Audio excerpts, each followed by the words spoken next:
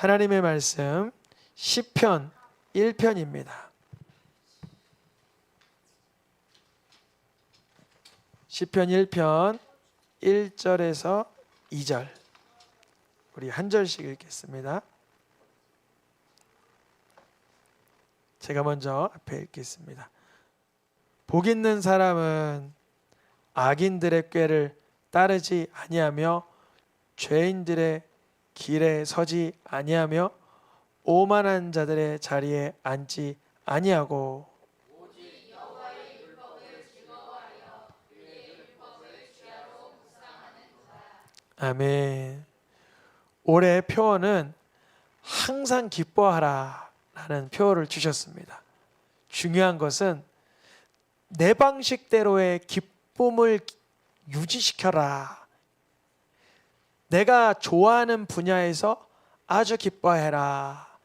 이런 방향성 아닌 거 우리가 몇 주간을 통해서 다 알게 되었고요. 그래서 오늘의 제목은 읽어보겠습니다. 하나님께서 기뻐하라 하신 것. 첫 번째 시간 몇 번 나눠서 하려고 하는데요. 첫 번째는 뭐라고요? 제목이? 하나님께서 기뻐하라 하신 것. 하나님께서 기뻐하라 하신 그런 테마, 주제, 소재, 그런 내용들이 있겠죠. 그것에 관하여 좀 다루려고 합니다. 먼저 오늘 말씀해 보니까 복 있는 사람들은 악인들의 무엇을 따르지 않아요? 우리 성도님들 꾀가 나면 좋아요, 안 좋아요? 갑자기 가만히 있는데 꾀가 딱 나요. 꾀. 아, 이렇게 하면 내가 끝내주겠다. 꾀가 딱 떠올라요. 근데 우리는 보통 잘 보세요. 그 꾀를 바로 따라가요. 그 꾀가 악인의 꾀인지 하나님 기뻐하시는 꾀인지는 구분이 없고 이 꾀를 따르면 아, 내가 기쁠 것 같아. 그래서 그 꾀를 따른단 말이죠. 그래서 사람들이 인정해 주시는 자리. 이번에 부흥 집회 가니까 뭐 감사히 제가 송 목사님을 옆에서 잘 챙겨드리려고 갔더니만 좌석을 보니까 대표님 좌석인 거예요. 제가 대표가 아니잖아요. 규장 대표님이 오셨고 영화 감독님이 오셨고 다 오셨는데 제가 송 목사님 옆에서 잘 좀 도와드리고 해야 되니까 옆에 앉는다 했더니만 좌석 이름이 대표님 좌석이에요. 어때요? 여러분 그런 좌석 앉으면 좋아요, 안 좋아요? 좋죠. 이미 앉아 있더라고요, 누가. 영화관에 이미 누가 그 자리에 앉아 있어요. 그러니까 저기 대표님이 직접 오셔서 저희를 자리를 안내하고 있는데 다른 분이 앉아 있으니까 그냥 은혜로 앉죠. 그래서 아무 데나 앉게 됐어요. 아무 데나. 그래서 송 목사님 옆에 같이는 앉았지만 뭐 제가 이렇게 더 우대받거나 더 배려받고 그러진 않았는데 사람들은 어느 자리에 앉고 싶어요? 규팅이 앉고 싶어요? 좋은 자리에 앉고 싶어요? 좋은 자리. 그리고 누가 어느 모임 가면 나를 좀 이렇게 알아봐주고 좀 나에 대해서 좀 이렇게 좀 응원해주면 좋잖아요. 근데 성경에서는 악인의 꾀, 오만한 자리 그런 것은 하나님의 기쁨이 아니다라고 알려주시는 거예요. 그래서 저도 가급적 어제 그 부흥 집회 거기 영화 볼 때 송 목사님이랑 조금 거리를 뒀어요. 너무 옆에 붙어 있으니까 자꾸 이러는 거예요. 영국에서 오셨냐고 그러는 거예요. 저한테. 저 영국에서 알았다고. 난 동탄에서 목회하고 있다고 그랬어요. 우리가 하나님께서 무엇을 기뻐하라 그랬냐면 노란 글씨만 읽어보겠습니다. 오직 여호와의 율법을 즐거워하여. 우리 성도님들 혹시 하나님의 말씀이 즐거워서 주야로 이렇게 묵상이 되십니까?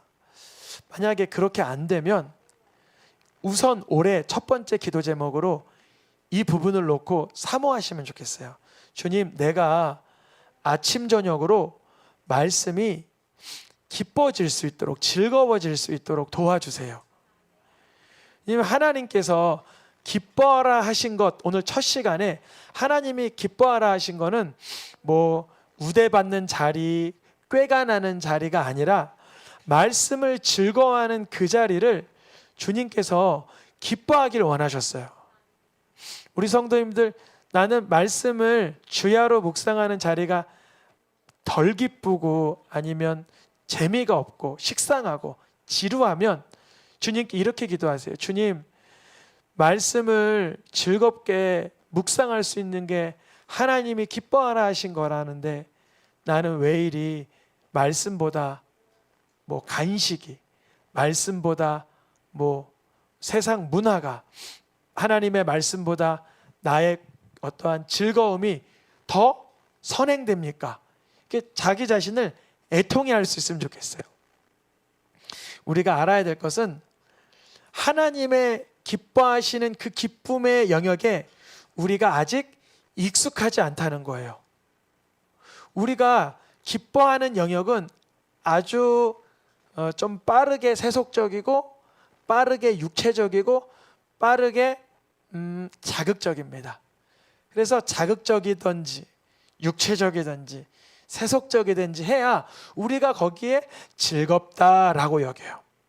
근데 그게 우리 영혼에게는 악영향이에요. 예전에 한번 그런 예화를 드렸어요. 그 건강한 어머니가 아이들에게 음식을 주는데 첫날은 정말 제가 영상을 봤는데 두부만 주는 거예요. 두부만. 그 다음에는 뭐 콩나물을 삶아주는데 콩나물 그냥 주는 거예요. 콩국을 주고 한 일주일 지나서 한 달 지나서 얘네들한테 두부를 간장 찍어 먹으라니까 너무 맛있다는 거예요. 이렇게 맛있는 음식이 세상에 어디 있었냐요. 그전에는 이 감미료에 이게 뭐랄까요? 이게 저걸 뭐라 그러죠? 이렇게 둔감하게 만드는 주사 그거 마취 여기가 입이 마취가 된 것처럼 맛을 못 느꼈다면 맛을 알아가는 거야. 그래서 이게 콩의 고소한 맛이구나. 이게 짭조름한 맛이구나. 이게 알아가는 거예요. 근데 우리가 세상의 즐거움에 취해 있으면 그게 어떤 세상의 어떠한 영역의 즐거움인지 그것에 취해 있으면 하나님 말씀으로 얻게 되는 영적인 즐거움에 우리가 반응이 안 되는 거예요. 순수하지가 않기 때문에 더 과격한 것을 원하는 거예요. 그래서 주님, 내가 하나님의 말씀에 그 단어 하나가 심령에 들어오고 단어와 단어 사이의 연결의 그 하나님의 영적인 의미가 마음에 와닿아. 그게 나에게 맛이 느껴지게 도와주세요. 참 중요한 거예요. 하나님의 기뻐하라 하신 것 첫 번째는 바로 여호와의 율법을 기뻐하는 거예요. 하나님의 말씀을 기뻐하는 거예요. 주님, 주님의 나를 예배할 수 있게 하셔서 감사합니다. 하루를 기도로 시작하게 하시며 감사합니다. 어리석을 때 말씀이 떠오르게 하셔서 감사합니다. 이런 말씀을 기뻐하라 하셨고 하나님의 능력을 기대하라 하셨는데 우리가 하나님 기뻐하라 하신 그 영역에 우리가 충분히 익숙해지고 훈련되고 노출되게 해 주시옵소서. 그래서 시편의 기자는 하나님을 기뻐하는데 어떻게 기뻐하는가 하냐면 주님을 경외함으로 섬기고 떨며 무엇한대요? 아니 하나님의 말씀을 읽다가 책망의 말씀, 심판의 말씀, 훈계의 말씀이 올라오는데 가슴이 뜨끔하면서 하나님이 두려워지는데 그게 즐거운 거예요. 너무 신기하잖아요. 우리가 둔감해지면 심판의 말씀, 훈계의 말씀, 징계의 말씀도 여기서 아무런 감흥이나 어떠한 경외함이나 두렵고 떨림이 없이 말씀이 훅 지나갈 때도 있어요. 그거는 너무나 슬픈 거예요. 주님, 내가 하나님의 말씀에 경외함으로 섬기고 떨며 즐거워할 수 있는 마음을 주시옵소서. 하나님 섬기는 떨리는 즐거움을 허락해 주시옵소서. 또한 주님을 의지함으로 주님이 구원하시는 것을 기대하는 기쁨을 주시옵소서. 모든 우리 인생의 현장들은 하나님을 기쁘시게 하는 데가 어떠한 자리인지 알아가는 삶입니다. 그래서 그게 완벽히 이루어지는 데가 천국이에요. 그리고 완벽히 이루어지는 데가 어딜까요? 우리의 심령에 예수님이 들어오시는 거죠. 예수님이 내 주님으로 사역 역사하시는 거예요. 그 순간 예수님을 통해서 내 심령 안에 천국을 경험하게 됩니다. 모든 인생들은 세상의 것을 기뻐하며 추구하며 살지만 성경에선 강조하는 것이 누구를 기뻐하라 그래요? 하나님을 기뻐하고 즐거워하고 즐거이 소리치라 그래요. 이번에 그 용산에서 5시부터 6시 반 밤이잖아요. 6시면 그럼 기온이 영하로 떨어지는데 반팔 티셔츠를 입고 막 찬양하시는 거예요. 거기서 경찰관들이 조금 자제해달라 한두 번 오긴 했지만 또 그 모습 속에서도 한 7명 정도가 예수님을 믿게 되는 영접의 시간도 있었습니다. 우리가 하나님을 기뻐하는 모습에 사람들이 감동을 받는 거죠. 그래서 우리가 오늘 기도한 두 번째 제목 중에 뭐였냐면, 예수님을 믿어 기쁨을 누릴 사람들이 새생명교회도 와야 되겠지만 저희가 먼저 예수님을 믿는 기쁨을 재확인하고 충분히 맛보아야 되는 것입니다. 세상에 많은 사람들은 이런 기쁨을 잘 모르기 때문에 뭘 기뻐하냐면 어리석음을 기뻐하고 거만한 태도를 기뻐하고 미련한 것을 기뻐하고 세상에서 행악하기를 기뻐하고 패역한 것을 기뻐해요. 근데 하나님은 우리가 하나님의 말씀, 하나님의 역사를 얼만큼 기뻐하길 원하셨냐면, 지난주에 우리 자녀들과 가정예배 때 읽었던 말씀인데요, 주의 증거의 도, 즉 하나님의 말씀을 기뻐하라 그랬죠. 어느 정도 즐거워하라 그래요? 우리 성도님들 재물 좋아요, 안 좋아요? 성경에 재물을 싫어하라는 말은 없잖아요. 사랑하지 말라라고 돼 있죠. 싫어할 필요는 없어요. 그거를 아름답게 다스리고 흘려보내는 거죠. 그런데 우리가 재물을 얻게 되면 100만 원 월급 받던 사람이 이번 달 갑자기 1000만 원을 받아요. 그러면 아이고 이래요? 안 그러죠? 좀 너무 요즘 숫자가 그 정도의 반응을 안 하셔서, 월급을 300만 원 받던 사람이 갑자기 한 3억을 받아요, 한 달에. 그러면 어떻게 되겠어요? 마음이 기쁘죠. 그런데 주님의 말씀을 기뻐하는 것을 마치 그렇게 재물을 우리가 즐거워하는 것처럼, 뭘 즐거워하라 그래요? 주의 말씀을 즐거워하래요. 우리 성도님들 이런 기도를 하면 좋겠어요. 주님, 제가 오늘 보너스로 10만 원이 생겨서 너무 기쁜데 이것보다 하나님 말씀을 더 기쁘게 해주세요. 저 이번에 지난주 신년회에 갔는데 경품이 뽑혔어요. 목사님들 100명 정도 모이는데 자 몇 번 했는데 저를 뽑았어요. 그것도 제가 2010년에 목사 안수를 받았는, 2009년인가 목사 안수를 받았는데, 그때 저를 안수해 주신 그 목사님이 저를 뽑은 거예요. 그 박희정 목사님이시라고, 지금은 이제 증경노 회장이신데 저를 뽑았어요. 그래서 달려나가서 그거 봤는데 너무 기쁜 거예요. 그게 기쁠까요? 그날 설교해 주신 말씀 선포자 이진환 목사님이시라고, 우리 교회 고매동에 있을 때 장애우 사역하신 목사님 계세요. 사례비를 드려도 절레절레 안 받으시고 그냥 가신 목사님 계시는데, 그 목사님 말씀을 선포해 주셔서 무슨 선포했냐면, 우리 표어를 아는 것처럼 똑같이 선포하셨어요. 내게 구원의 기쁨을 회복시켜 주세요. 다윗이 시편 51편의 기도 제목이 원래 간음하고 살인하고 기도한 거잖아요. 근데 회개의 내용이 뭐냐면, 자기가 구원의 기쁨을 잃어버려서 죄를 지었다는 거예요. 만약에 다윗이 간음하고 그 살인을 회개했다면, 그는 구원의 기쁨을 모르는 순간 또 도둑질이나 또 교만함으로 또 죄 지을 거예요. 그럼 또 그때 가서 교만함과 또 도둑질을 또 회개해요. 회개는 회개, 물론 회개 좋은 건데, 회개보다 더 고차원적인 건 뭐냐면, 하나님이 주시는 말씀에 대한 기쁨을 되찾는 거예요. 구원의 기쁨이 회복되는 거예요. 마치 무언 것처럼 많은 탈취물, 우리가 꽁꼬로 여러분 공꼬로 드립니다 막 해가지고 갔더니만 1,000원만 냈는데 한 100만 원어치 받아온 거예요. 그런 기회가 있어서. 그러면 그것도 기쁘잖아요. 즉 하나님의 말씀을 그 정도의 영역, 지금 다 재물도 그렇고 많은 탈취물도 다 물질과 비교한 거예요. 물질과. 그러니까 하나님께서 올해 하나님의 말씀을 어떻게 기뻐해야 되냐면 우리가 세상에서 경험하고 몸으로 맛보는 즐거움 이상의 즐거움을 말씀에서 발견하라는 것입니다. 하나님의 말씀을 가짜로 즐거워하면 안 돼요. 가짜로 즐거워하던 사람은 예수님께 책망받았어요. 입술로만 찬양하고 입술로만 기뻐하고 입술로만 공경하고 마음에서는 어떻게 됐대요? 멀어졌대. 이거 어떤 상태냐?